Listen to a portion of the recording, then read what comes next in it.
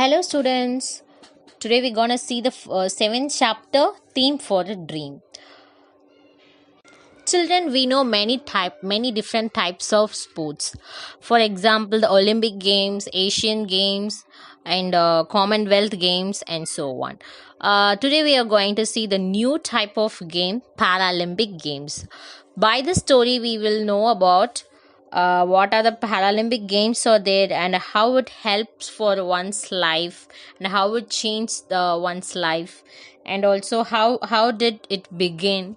Okay, everything we will see about in the story. Okay, there was a boy named Mariyappan Thangavelu who was participating in 2016 Summer Paralympic Games being held in Rio de Janeiro. But it was not an ordinary achievement, they are saying.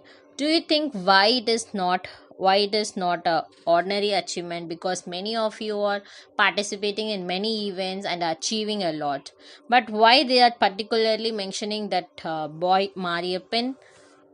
Okay, we will know by this story. At the age of 5, Thangavelu suffered permanent disability in his right leg.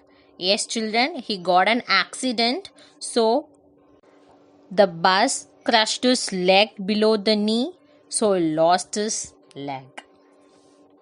Although he lost his leg, he will not stop himself from playing. One day, when he was playing volleyball in school,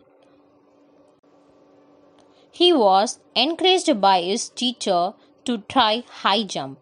He received his first sports award at the age of 14, 2009. From then on, Thangavelu started training hard for the Paralympic Games. What are Paralympic Games? Yes, we'll tell you how it began.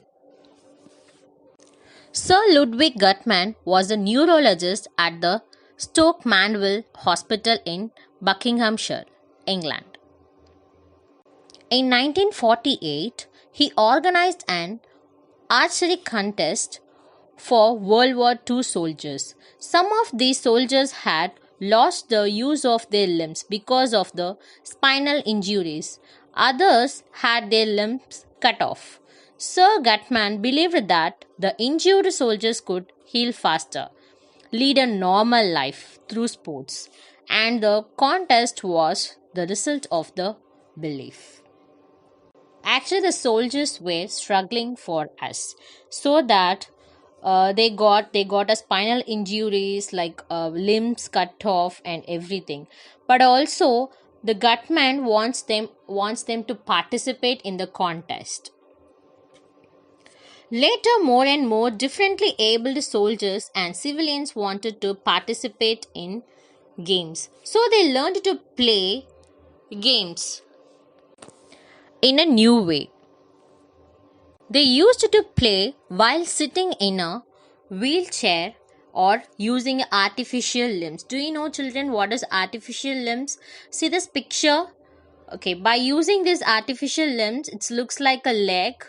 Okay, but it's artificial. They the disabled persons are using this who lost his leg. Okay, soon they were ready for the wheelchair races, and the first sports events for the differently abled took place. First, it starts with the simple events like wheelchair races, where they're using their wheelchair to reach the place. Many more events were held after that. These events came to be known as Stoke Mandeville Games. Okay, these events are called as firstly they called as Stoke Mandeville Games. Other countries too followed their example and encouraged their injured soldiers to take up the sports. Okay, first it starts with the injured soldiers. It begins with the injured soldiers first. Then after that, the other competitors also, the others, those who are not a soldiers, the others also participating in the who lost his legs and all, who's having a disability, they are also participating in the competitions.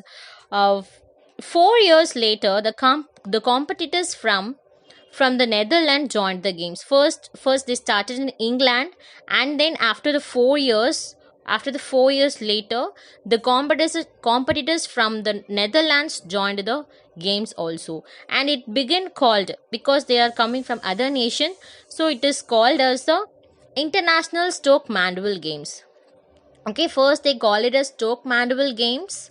Okay, then when it is when the Netherlands joined with the other country, so they call it as International Stoke Mandeville Games.